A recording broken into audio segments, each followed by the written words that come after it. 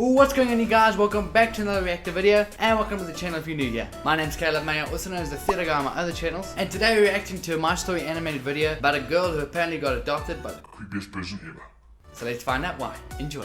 A lot of us go through a rebellious phase, but I was a complete monster. I swear I had genuine reasons though. I'm not saying that to make you feel bad or anything, but I had a pretty rough childhood. I never knew my parents and spent my entire life in the foster care system. I bounced from house to house at least 7 times a year. I know what you're thinking. How could someone just give away a kid in need? Well, I'll admit that I was the one to blame. In the beginning, at least. I was pretty Insta-famous for a while. See, that was part of my problem, actually. I was convinced that the family life wasn't for me at all. Despite the fact that all my foster families were pretty nice, I was really rude and mean. I only cared about making videos, partying, and taking selfies. I got into the habit of stealing things and skipping school. When I didn't get my way, I would scream and shout at the top of my lungs. I'm embarrassed to think back to this day, but I think it describes the old me pretty well. I was living with this nice old couple and 4 other foster kids. They forbade me from partying on school nights,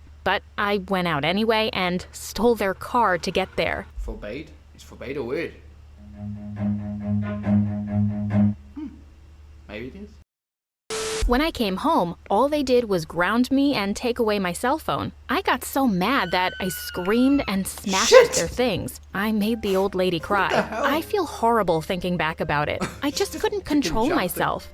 I don't know how I was ever that mean. I wasn't evil, though. I was just a troubled child. I actually had some outbursts that had nothing to do with misbehaving. Sometimes I had horrible nightmares that would wake me up screaming. Mixed with my behavior problems, a lot of foster homes didn't have the patience for my outbursts, hence moving around so much. By the time I was 16, I had been through every single foster home in my city. I tried to keep cool, but I was honestly terrified I'd end up stuck in an orphanage until I was an adult. Now, I may have been a monster, but I was nothing compared to the residents of the local orphanage. It was filled with the worst kids I knew, and I didn't want to end up there with them. It's like a freaking anime cover. They would have beaten me up. I wasn't nearly as tough as I liked to pretend. When my caseworker walked into the room, I burst into tears. I begged her not to ship me off to the orphanage. She thought for a second and said she might have an option for me, but I wasn't gonna like it. How bad could it be? I asked. Yeah, I know what you're thinking. That's exactly what someone says before they walk into the worst possible situation. My caseworker made a quick phone call and let me know that I was good to go. I would be leaving right this instant. I picked up my backpack, which was full of everything I owned, and was put on a bus to the middle of nowhere. I had no clue where I was going. As the bus started driving off, I Googled some pictures of the place. It wasn't even on the map. I was going to the middle of nowhere. I started screaming.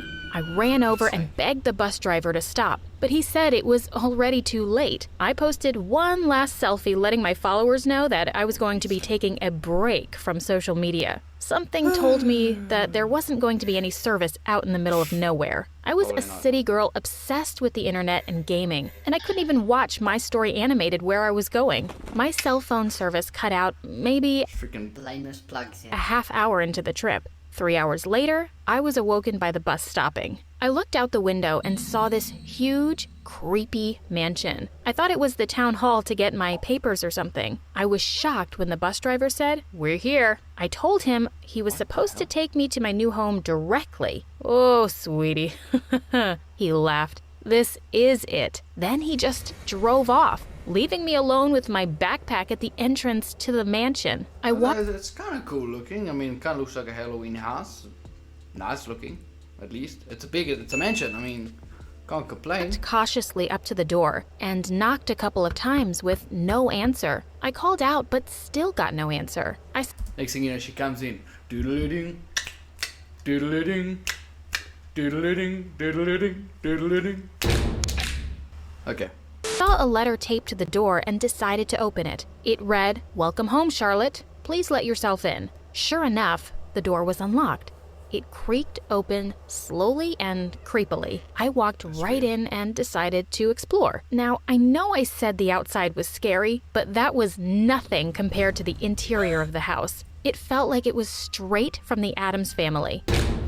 There were huge portraits on the wall with group photos of at least 20 kids, all dressed up in old-timey clothes, as well as all types of taxidermy. It looked like the set of a horror movie or a cult, and I didn't even know the half of it yet. You know that sixth sense feeling you get after watching a scary movie late at night? Like the one where you can feel someone watching you? Well, I got that feeling and all the hair on the back of my neck stood up. I flipped around and saw a serious-looking nun staring at me and frowning. She looked me up and down in disgust. I was wearing pretty short shorts and a crop top, so I could tell she was judging me. I waved hello and tried to introduce myself.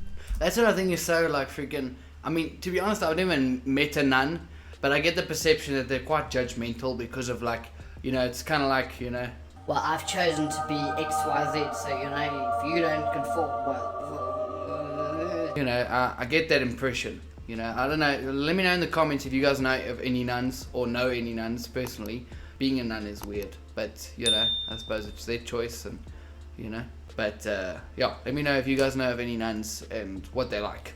But she ignored me. She just started writing something down in the notebook she was holding in her hand. She lifted it up and showed me what she wrote. No one speaks here. That was weird. I asked if it was because of some kind of medical condition or religion. She simply flipped the page and wrote down, "Follow me," and started walking away while I was still trying to talk to her. I followed her down some winding halls until we ended up in a room with a couple of beds in it. She led me to one bed that had some stuff on it, including folded clothes, a notebook, a pencil, and a piece of paper that said, "This is your new bed. Please use the paper. It will be easier for everyone. Please change into your new clothes." I thought the scariest thing about the mansion was the giant taxidermied bear in the entrance, but I was dead wrong. I picked up my new clothes and nearly fainted. See, if nothing else, I was pretty. I had to give up my city and internet, but I did not want to give up my looks. I kept up with all the latest trends and was an aspiring Instagram model. This outfit was as far away from fashionable as possible. It was a gray dress that reached all the way to the floor and buttoned up to my neck. The dress was like a hideous costume straight from the 1700s. Maybe it was a good thing that there was no internet here because I wouldn't be caught dead in this outfit. I turned to argue with the nun, but she was already holding up her paper that now said, "Hurry, child." Now, I was rebellious, but nuns are scary. I did as she said and made my way to meet the other people here. It took a couple of days to meet everyone. Again, I've never met a nun, but from what I've seen, they're scary. Except the flying, and that's enjoyable. There were a lot of people. All in all, there were about 23 girls living with me between the ages of 7 and 14. This made me the oldest and pretty much the role model to everyone here. It turned out that most of them had severe hearing problems, and some of them were completely mute. Talking was out of the question, so they all communicated through notebooks or sign language. The nun could read lips, but the rest of them were never really exposed to speech. The girls were very quick to take me in. They showed me the fun of country living, and trust me, I was a skeptic. They helped me learn how to braid my hair, and one girl even taught me how to sew a bit so I could personalize my outfit a little more. Sure, it felt like a cult, and that should have been a warning sign, but you have no idea how nice it was to finally feel like I fit in somewhere. It was so weird getting used to the fact that no one could hear me, but it was kind of nice that I didn't need to worry about my screaming nightmares waking anyone up. I liked to think of myself as strong and independent, so I really enjoyed not having to wake up from a nightmare to people fussing over me. I even made my first real friend. She was the second oldest, and her name was Kirsten. She was super awkward, but I really appreciated having someone my age to connect with. She even taught me sign language. I got pretty used to this new lifestyle, waking up at dawn, harvesting all the vegetables, and I hadn't even spoken a single word. I went from an Instagram model who wore hot clothes and got in trouble to a saint. What the like, frick? Figuratively and literally. Not only was I staying out of trouble and gaining control of my behavior, but the other girls looked up to me like I was a prophet. They asked me tons of questions about life on the outside. Most of the girls were brought here as toddlers or infants, so they had no exposure to TVs, malls, or even processed sugar.